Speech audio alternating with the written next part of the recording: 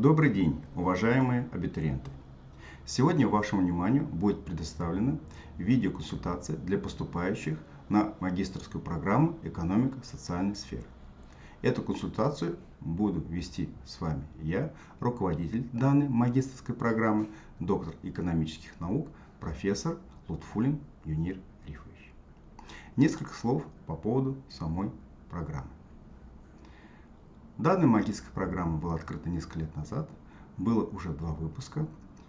В этом году она была переведена в дистанционный формат и уже по новому направлению заочной формы обучения первый курс закончил этот год. Данная программа была проведена согласно всем требованиям ФГОС и прошла аттестацию. Что касается непосредственно вступительного испытания. Форма сдачи дистанционная, вид экзамена тестирование. Количество вопросов 25.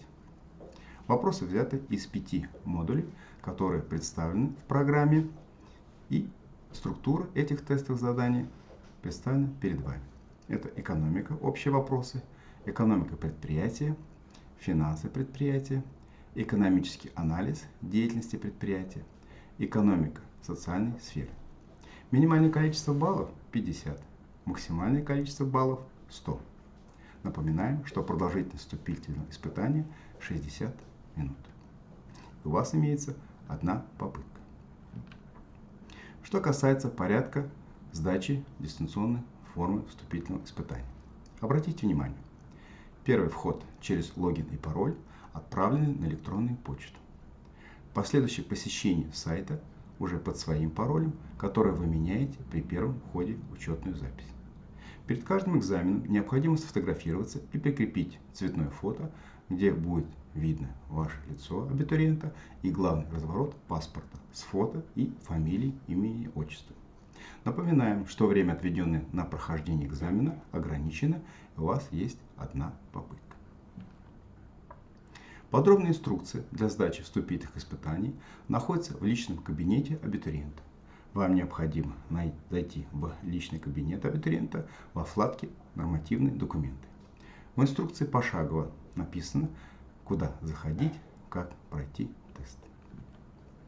Расписание вступительных испытаний представлено на сайте приемной комиссии abitur.bspu.ru.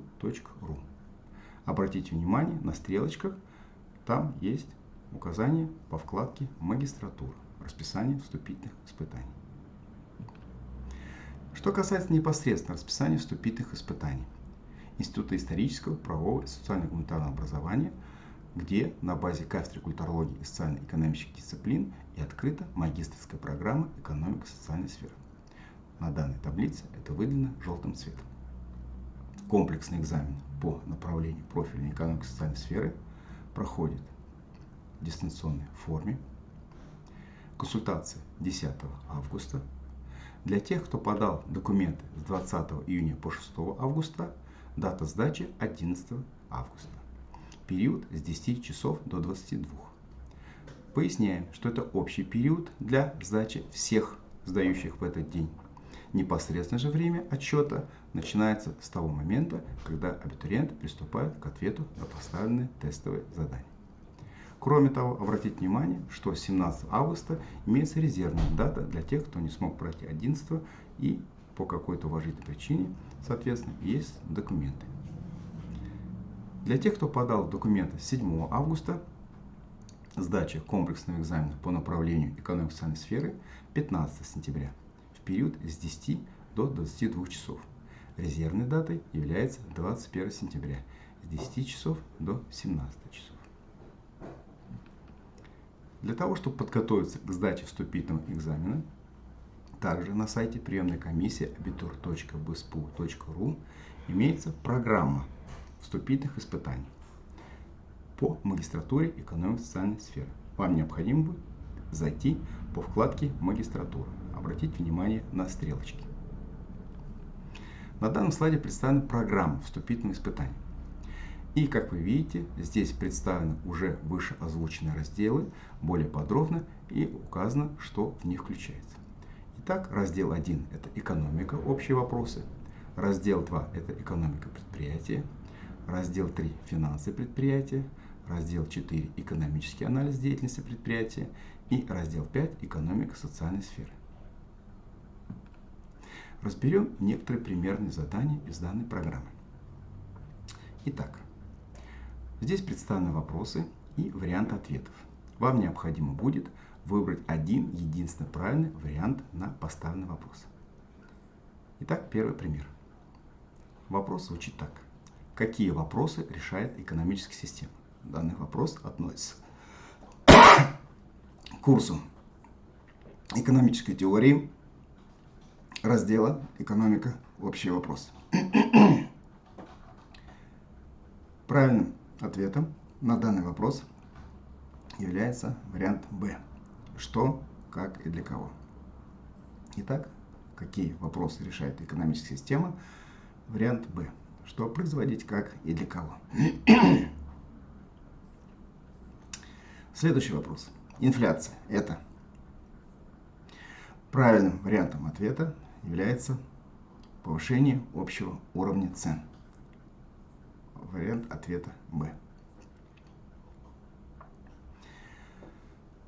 Следующий вопрос. Функция финансовых предприятий. На представленные вопросы правильным вариантом ответа является вариант Г. Контрольный и распределительный. Следующий вопрос. Постоянные издержки фирмы. Правильным вариантом является вариант В. Издержки, которые несет фирма, даже в том случае, если продукция не производится. Поясним. Любой хозяйственный субъект, предприятие, организация, фирма несет издержки. Есть постоянные, есть переменные.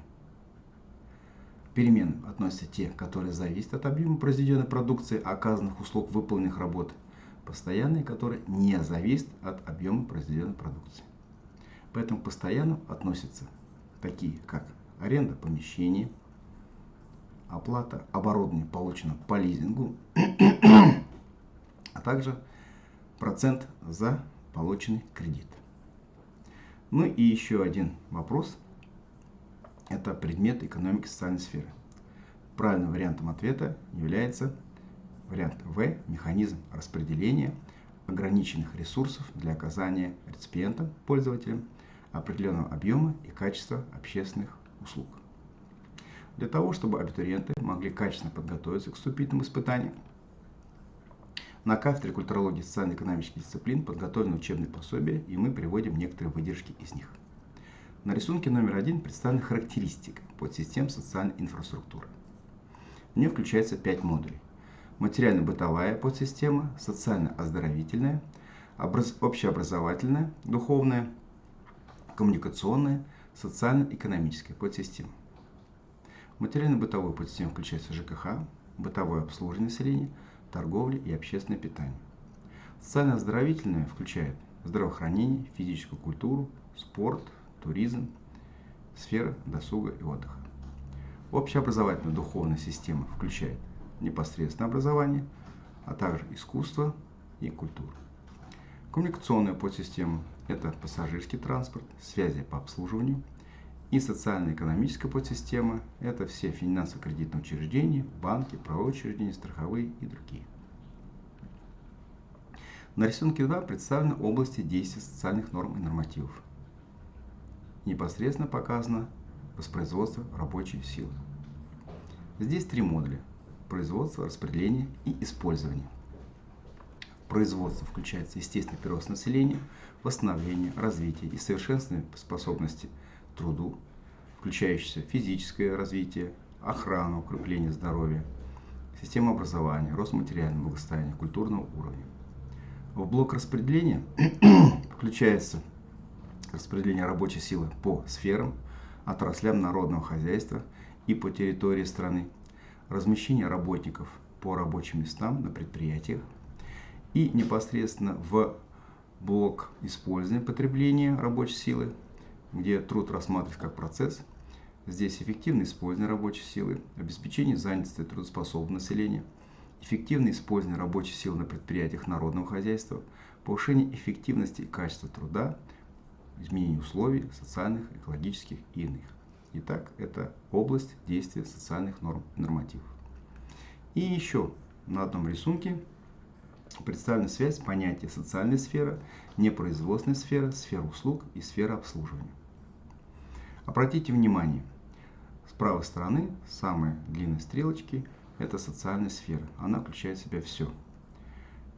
В непроизводственную сферу включается жилищно-коммунальное хозяйство, предприятия бытового обслуживания, учреждения просвещения, культуры, здравоохранения, физической культуры, зрелищные предприятия, научная деятельность, организованный отдых и туризм.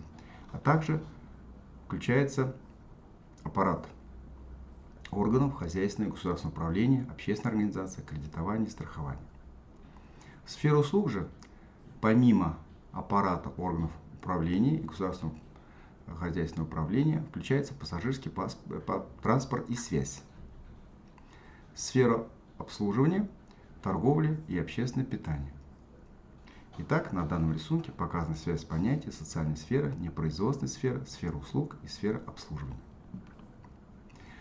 Как было рассказано ранее, для подготовки абитуриентов на кафедре были подготовлены и изданы пособия, которые представлены здесь перед вами. Экономика, вопросы и ответы, учебное пособие 2013 года, экономика социальной сферы, учебное пособие, изданное в Уфе 2020 год, и экономика социальной сферы, изданное учебное пособие в Москве 2020 год. Кроме того, в день консультации свои вопросы можете написать на почту. Она представлена на данном слайде aen-ufa@mail.ru, а также на WhatsApp по телефону 8 927 23 53 115. Данную видеоконсультацию вел с вами руководитель программы экономики социальной сферы Лутфуллин Юнир Арифович. Благодарим вас за внимание, желаем успехов и ждем в нашей магистратуре. До свидания.